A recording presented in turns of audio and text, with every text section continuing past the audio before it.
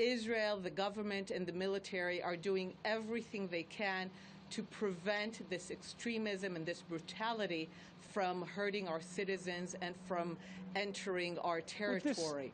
We are mobilizing in the south in order to prevent the rockets that have been shelled in Israeli citizens for the past few days, but to date, no significant action has taken place.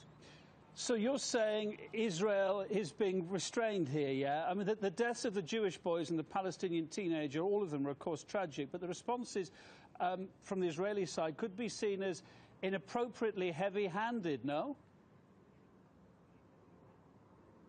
It sometimes appears that even if Israel were to lie back and say, shoot me, people will say that this is a disproportional response. Well, it is actually remarkably prudent and careful.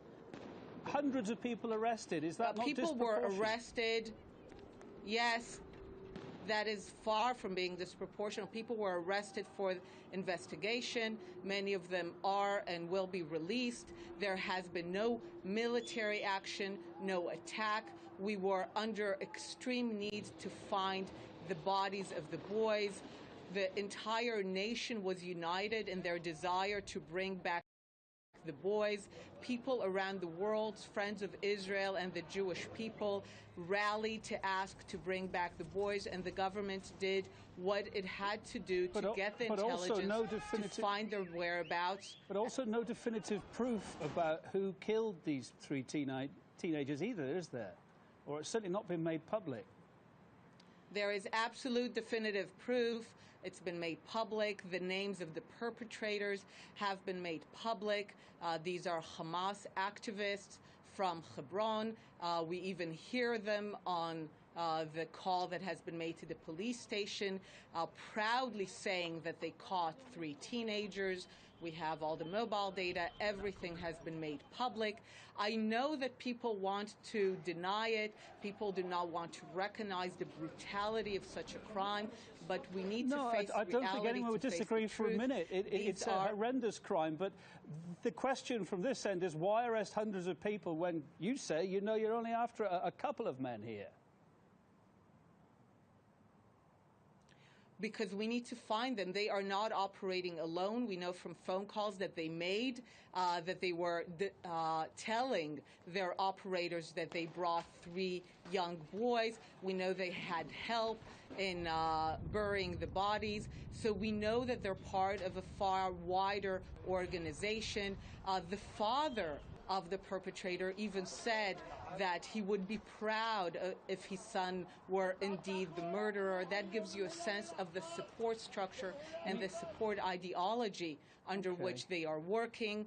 So it is, you need to arrest people in order to get the intelligence. Meantime, I wonder who is responsible for the death of the Palestinian boy. This is obviously a heinous and terrible crime that has been condemned in no one's and what was the motivation. There's no doubt that right now emotions are raw. There are extremists who are looking for the slightest excuse to explode the entire area. And again, the Israeli government and the people of Israel are urging calm, are urging prudence. Are you confident his killer will be found? It seems that certainly the moderate forces, absolutely, there is no doubt that this will happen. The police are on it, and this is a clear demand from both the Israeli and Palestinian public to find the killers, as well as to find the killers of the 3 boys who continue to hide, and to have support for their hiding among their families, among their organization, among their supporters, and they have an ideology that supports them. That is something that needs to be said. Doctor, a final thought from you while we've got you on the line. How difficult now? What future for the peace talks? In just 30 seconds, if you can. I'm afraid we've a bit pushed for time, but I'd like to get that answer from you. I don't know if we can have peace in the grand sense we thought of it in the 90s, where the Arab world will truly respect the rights of the Jewish people to self-determination in their midst. But perhaps we can find ways to live calmly, without violence, next to each other. We have a mutual interest and making sure that the brutality that we see today in the Middle East does not enter our territory. Dr. Einat Wilf, former Israeli Parliament member, thank you for your time and being on RT International.